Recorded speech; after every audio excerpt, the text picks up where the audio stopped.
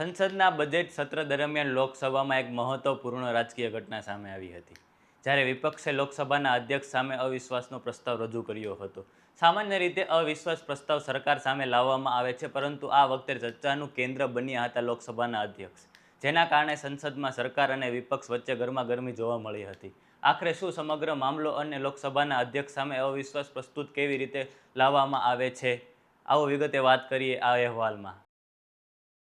નમસ્કાર, હું ઉત્સવ ડાયાણી, આપ જોઈ રહ્યા છો સ્વમાન. સંસદના બજેટ સત્ર દરમિયાન કોંગ્રેસના સાંસદ ડોક્ટર મોહમ્મદ જાવેદ દ્વારા લોકસભાના અધ્યક્ષ ઓમ બિરલા સામે અવિશ્વાસનો પ્રસ્તાવ રજૂ કરવામાં આવ્યો હતો.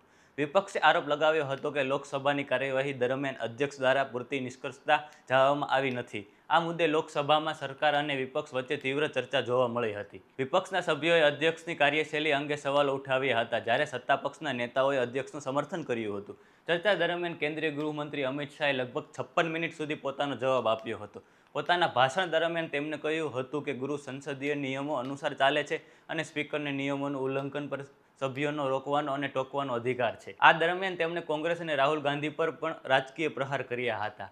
લાંબી ચર્ચા બાદ લોકસભામાં મતદાન પ્રક્રિયા હાથ ધરવામાં આવી હતી. અંતે આ અવિશ્વાસ પ્રસ્તાવ ધ્વનિમતથી નકારવામાં આવ્યો અને પરિણામે લોકસભાના અધ્યક્ષ ઓમ બિરલા પોતાના પદ પર યથાવત રહ્યા. હવે સમજીએ કે અવિશ્વાસ પ્રસ્તાવ શું હોય છે.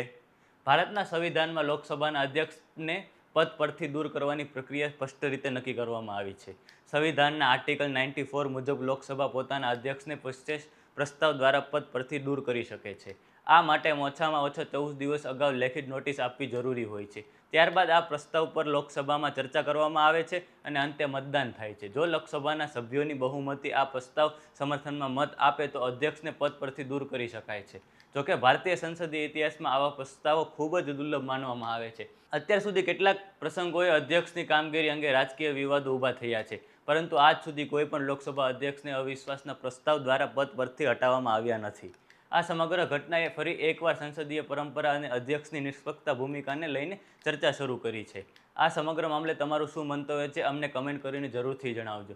અને આવા જ વિગતવાર સમાચાર જોવા માટે અમારા વિડીયોને લાઇક, શેર અને સબસ્ક્રાઇબ કરવાનું ભૂલતા નહીં. નમસ્કાર.